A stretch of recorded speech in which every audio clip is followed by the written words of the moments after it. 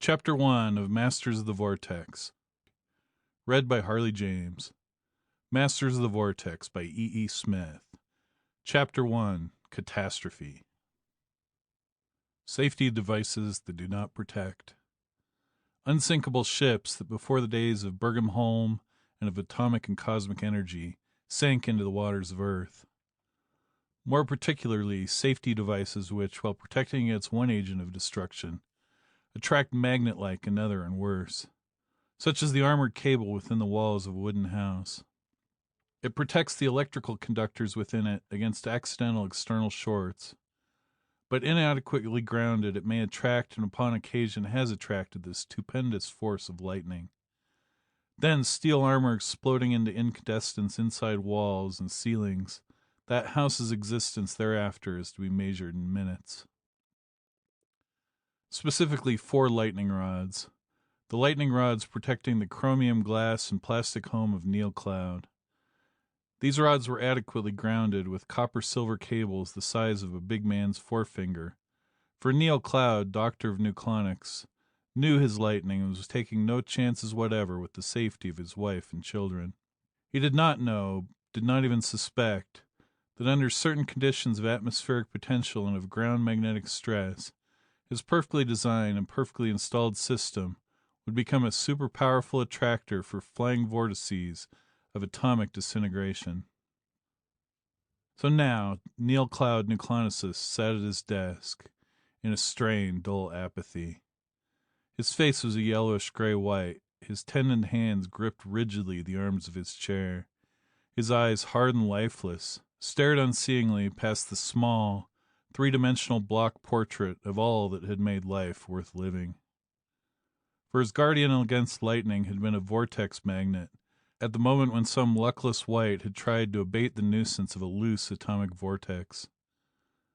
That wight dies, of course, they almost always did, and the vortex, instead of being destroyed, was simply broken up into a number of widely scattered new vortices, and one of those bits of furious, uncontrolled energy, resembling a handful of substance torn from the depths of a sun, darted toward and sought downward to earth through Neal Cloud's new house. The house did not burn, it exploded. Nothing of it, in it or near it, stood a chance, for in the few seconds the place where it had been was a crater of seething, boiling lava, a crater which filled the atmosphere with poisonous vapors, which flooded all nearby space with lethal radiations. Cosmically, the whole thing was infinitesimal. Ever since man learned how to use atomic power, the vortices of disintegration had been breaking out of control. Such accidents had been happening and would continue to happen. More than one world, perhaps, had been or would be consumed to the last gram by such loose atomic vortices. What of that? Of what real importance are a few grains of sand to a pile 5,000 miles long, 100 miles wide, and 10 miles deep? Even to that individual grain of sand called Earth, or in modern parlance, Sol 3 or Tellus of Sol, or simply Tellus, the affair was negligible. One man had died, but in dying he had added one more page to the thick bulk of negative results already on file. That Mrs. Cloud and her children had perished was merely unfortunate. The vortex itself was not yet a real threat to Tellus. It was a new one, and thus it would be a long time before it would become other than a local menace. Nor, to any except a tiny fraction of Earth's inhabitants, was the question of loose atomic vortices a matter of concern. It was unthinkable that Tellus, the point of origin and the very center of galactic civilization, could cease to exist. Long before such vortices could eat away much of her mass, or poison much of her atmosphere, Earth's scientists would have solved the problem. But to Neal Cloud the accident was ultimate catastrophe. His personal universe had crashed in ruins. What was left was not worth picking up. He and Jo had been married for more than 15 years, and the bonds between them had grown stronger, deeper, truer with every passing day. And the kids, it couldn't have happened. Fate couldn't do this to him. But it had, it could. Gone, gone, gone. And Neal Cloud sitting there at his desk in black abstraction, with maggots of thought gnawing holes in his mind. The catastrophe was doubly galling because of its cruel irony. For he was second from the top in the Vortex Control Laboratory. His life's work had been a search for a means or method of extinguishing loose atomic vortices. His eyes focused vaguely upon the portrait. Wavy brown hair, clear honest gray eyes, lines of character, of strength and of humor, sweetly curved lips, ready to smile or to kiss. He wrenched his attention away and scribbled briefly upon a sheet of paper. Then, getting up stiffly, he took the portrait and moved woodenly across the room to a furnace. After the flaming arc had done its work, he turned and handed the paper to a tall man, with a lens glowing upon his wrist, who had been watching him with quiet, understanding eyes. Significant enough to the initiate of the importance of the laboratory is the fact that it was headed by a Lensman. As of now, Phil, if it's QX with you. The Lensman took the document, glanced at it, and slowly, meticulously tore it into 16 equal pieces. Storm, he denied gently. Not a resignation. Leave of absence, perhaps, but not severance. Why not? It was scarcely a question. Cloud's voice was level, uninflected. I wouldn't be worth the paper I'd waste. Now, no, but the future's another matter. I haven't said anything so far, because I knew you and Joe. Nothing could be said. Two hands gripped and held. For the future, though, 4 words that were spoken long ago have never been improved upon. This, too, shall pass. You think so? I know so, Storm. I've been around a long time.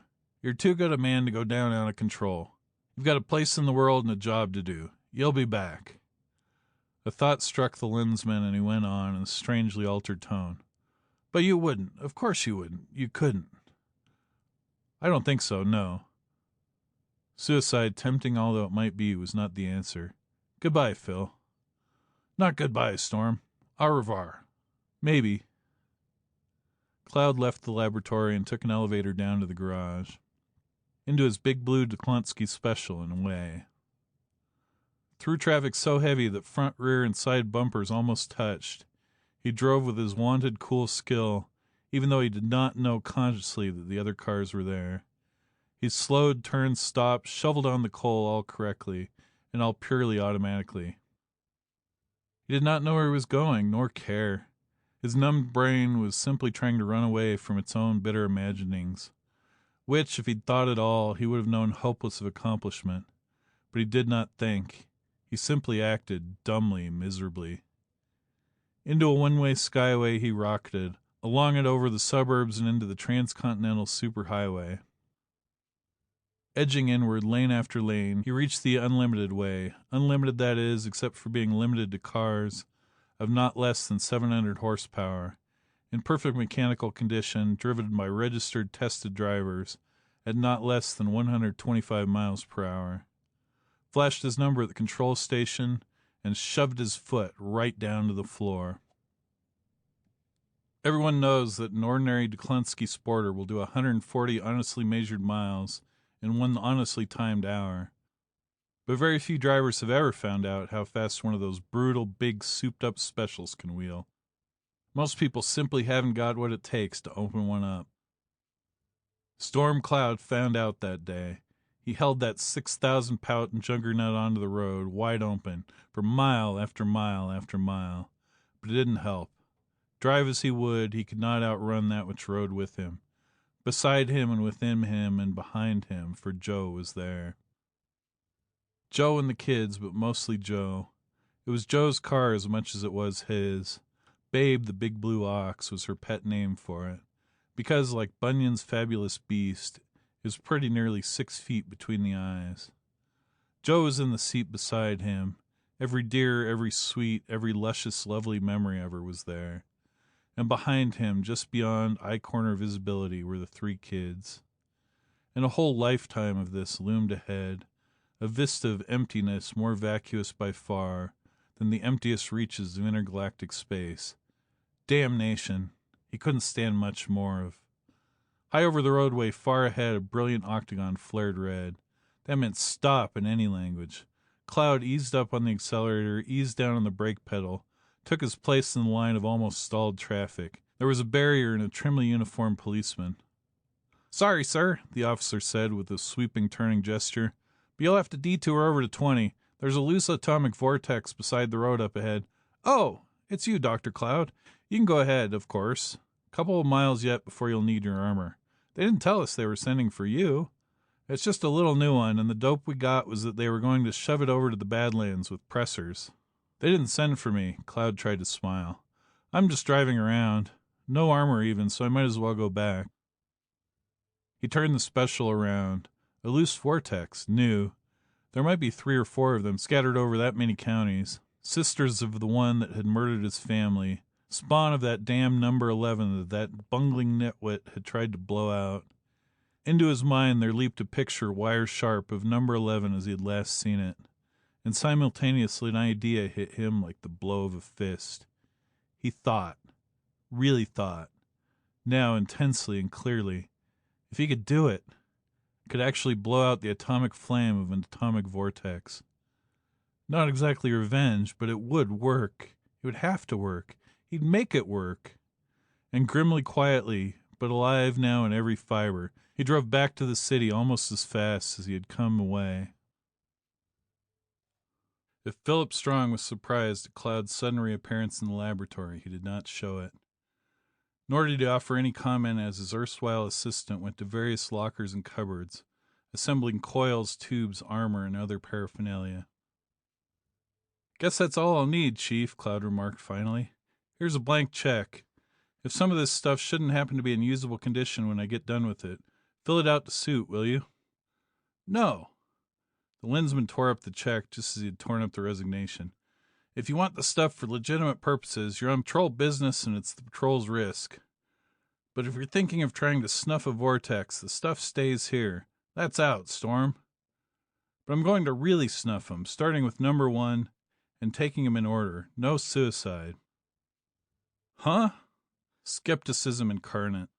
It can't be done, except by an almost impossibly fortuitous accident, which is why you yourself have always been opposed to such attempts as the rest of us. The charge of explosive must match, within very narrow limits, the activity of the vortex itself at the instance of detonation, and that activity varies so greatly and so unpredictably that all attempts at accurate extrapolation have failed. Even the Conference of Scientists couldn't develop a usable formula, any more than they could work out a tractor that could be used as a tow line on one. Wait a minute, Cloud protested. They found that it could be forecast for a length of time proportional to the length of the cycle in question by an extension of the calculus of warped surfaces. Humph! I said a usable formula, the Lensman snorted. What good is a 10-second forecast when it takes a Gomiak twice that long to solve? Oh, he broke off, staring. Oh, he repeated slowly. I forgot for a minute that you were born with a super Gomiak in your head, but there are other things. There were. Now there are none. No? No. I couldn't take such chances before, and I'd have tied myself up into knots if I did. Now nothing can throw me. I can compute all the elements of a sigma curve and nothing flat. A 10-second prediction gives me 10 seconds of action. That's plenty. I see, Strong pondered, his fingers drumming softly upon his desk. Lensmen did not ordinarily use their lenses on their lensless friends, but this was no ordinary occasion. You aren't afraid of death anymore, but you won't invite it? And do you mind if I lend you on that? Come in. I'll not invite it, but that's as far as I'll go in promising. I won't make any superhuman effort to avoid it. I'll take all due precautions for the sake of the job, but if one gets me, what the hell? QX. The Lensman withdrew from Cloud's mind. Not too good, but good enough. What's your plan? You won't have time for the usual method of attack. Like this. Cloud found a sheet of drafting paper and sketched rapidly. There's the crater with the vortex at the bottom, there. From the sigma curve, I estimate the most probable value of the activity I'll have to shoot at. Then I select 3 duodec bombs from the 100 or so I'll have made up in advance. 1 on the mark, 1 each 5% and over and under the mark. The bombs, of course, will be cased in neocarb alloy, thick enough for penetration. Then I take off in a shielded armored flying suit, say about there. If you take off at all, you and your suit will be inside a flitter, the Lensman interrupted. Too many instruments for a suit, to say nothing of bombs, and you'll need heavier screen than a suit can put out. We can adapt a flitter for bomb throwing easily enough. That'd be better, of course. QX, I set my flitter into projectile trajectory towards the center of disturbance. 12 seconds away at about this point, here. I take my instantaneous readings, solve the equations of that particular warp surface for some definite zero time. But suppose the cycle won't give you a 10-second solution. Then I'll swing around and try again until the long enough cycle does show up. QX, it will sometime. Sure, then having everything set for zero time, and assuming that the activity is somewhere near my assumed value. Assume it isn't. It probably won't be. I accelerate or decelerate. Solving new equations? Differential equations at that, all the while? Certainly. Don't interrupt so. I stick around until the sigma curve, extrapolated to zero time, matches one of my bombs. I build up the right velocity, cut that bomb loose, shoot myself off in a sharp curve, and zwee-tee powie, she's out, with an expressive sweeping gesture. You hope. Strong was frankly dubious. And there you are, right in the middle of the damnedest explosion you ever saw. Oh no, I've gone free in the meantime, so nothing can touch me. I hope. But do you realize just how busy you're going to be during those 10 or 12 seconds? Yes. Cloud's face grew somber. But I'll be in full control. I won't be afraid of anything that can happen. Of anything that can happen. From my standpoint, that's the hell of it. QX, the Lensman decided. You can go. We'll iron out the kinks as we go. I'll be in the lookout shack with the boys, at least on the first ones. When do you want to start? How long will it take to fix up the flitter? 2 days. Say we meet you there Saturday morning? I'll be there.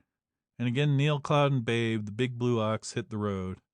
And as he rolled along, the physicist mulled over in his mind the assignment to which he had set himself.